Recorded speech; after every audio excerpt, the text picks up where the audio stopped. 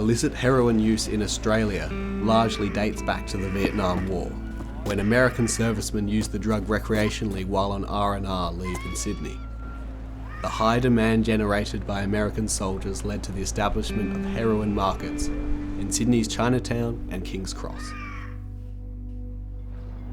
Sydney served as an ideal backdrop for organised crime due to the city's heavy dependence upon its port economy, which made Sydney especially susceptible to world economic downturns.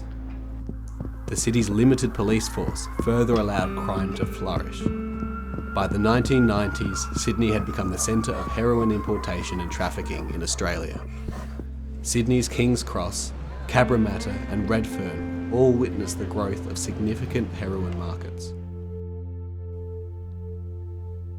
Following the end of the Vietnam War, the illicit heroin market grew as organised criminals began importing heroin from Southeast Asia.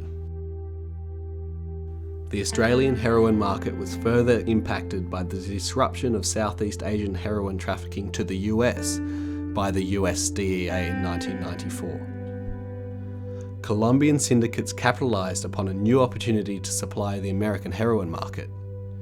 Meanwhile, Southeast Asian syndicates increased shipping to Australia to compensate for the loss of the US market.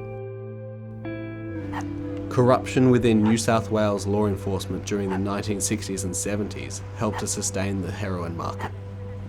The 1994 to 1997 New South Wales Wood Royal Commission sought to investigate corruption in the New South Wales police force.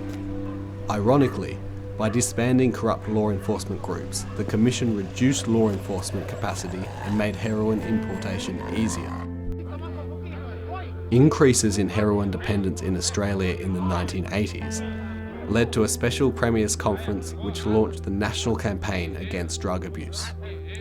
This campaign increased federal funding for methadone maintenance treatment and needle and syringe programs.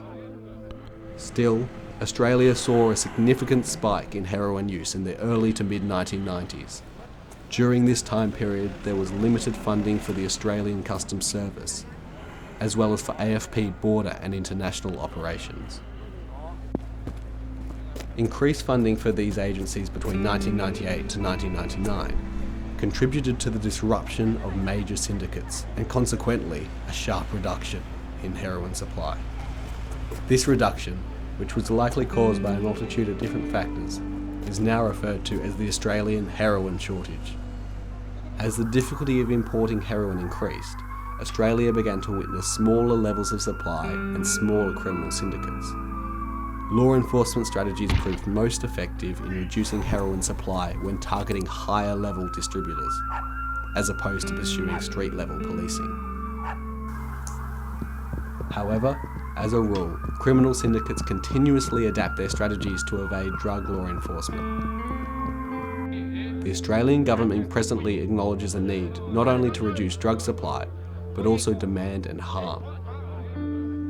In 1985, Australia outlined three main pillars for its national drug strategy, focusing on demand reduction, harm reduction, and supply reduction. Ultimately, the heroin shortage of 2001 led to shifting patterns of substance use that were easily observable in New South Wales. The heroin shortage prompted users to switch to cocaine, methamphetamine, and benzodiazepines. Younger users switched to stimulants, while older users shifted towards benzodiazepine use. Increasing stimulant use led to an increase in violence across all jurisdictions. Health services responded quickly by developing protocols for treating substances besides heroin. However, the lack of treatment options for stimulant abuse led health services to focus on providing psychological therapies. Please see Part B in order to learn more about the effects of the Australian heroin shortage.